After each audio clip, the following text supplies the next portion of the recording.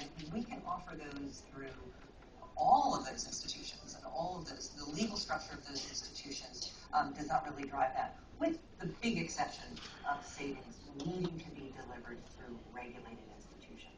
So we're finding more and more that in order to really deliver fully on the promise of providing access to financial services to the poor, you have to take that step from the NGO to the regulated institution, and that means a capital injection, and the story goes on from there.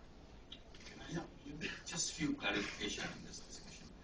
You implied that I'm somehow opposed to profit. I'm not. Grameen Bank is a for-profit organization. We want to make profit. So we are not NGO, we are a bank. But ownership is the question. The Grameen Bank is owned by the borrowers.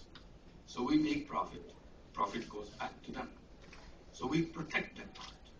So what we are opposed to when you say profit or commercialization, it's the money of the poor going out to somebody else. And you may say, well, what's wrong with taking a small amount of profit? Then I'll say, is it small? Who defines that small? How do you have any rule that will keep it restricted to this percentage? You're not. It's an open thing. So anybody who makes profit can do that. So today you may say, well, we are making only a small profit. But tomorrow, because of the system that you have, you'll like to maximize your profit. It's a wrong direction. That's all I'm saying. That Grameen Bank is a for-profit organization. It is a bank. It's a regulated bank. It has its own law. It is regulated by the central bank. So everything is there. So we are not opposed to making profit, only who makes the profit out of the purchase and how much. That is the issue. If somebody said, oh, we are a restricted profit area, we take only 1% profit or 2% profit, I said, go right ahead, no problem. But the moment you say profit, sky is the limit. You saw what happened this financial crisis and all that, because the sky is the limit. So that is the problem for us.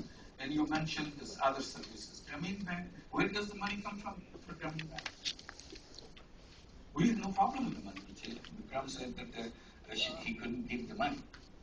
If somebody says we want Grameen Bank in this corner of the village or this part of the country, we just say go ahead, start with Grameen Bank. We don't worry about the money because money is right there. Grameen Bank is created by the local money and given to the local poor people. Each branch is supposed to mobilize its own deposits in this own area and give the money to the poor people. So they have to be self-reliant individually or branch by branch. It's not that some money will come from another branch, I'll give you the money here. So I keep saying that we live, wherever we live in the ocean of money. Simply poor people cannot get a seat. What Grameen Bank has done is microcredit. I always promoted microcredit as a banking, not just credit. It's a banking. So we do the banking thing, intermediation. Some people keep the money with us, and we take this money and lend the money to the poor people. That's all we do. And we have no limit to that money. We have so much money, we don't know what to do with the money. So if somebody says we have problems, so then you are not following the right path. Instead of rushing to the capital market, I would rush to the government. So why didn't you give us the permission to set up a bank? If we became bank, there is no limit to the money. So money issue is not an issue at all. Vikram, is money not an issue at all for you? And obviously Bangladesh is a remarkable success. Something like 80% of poor people in Bangladesh have access to microfinance institutions. India is very, very far from that.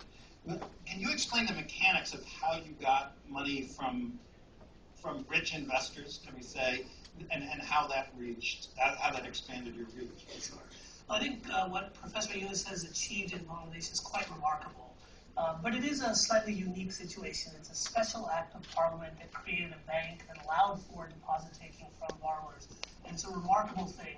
But the reality is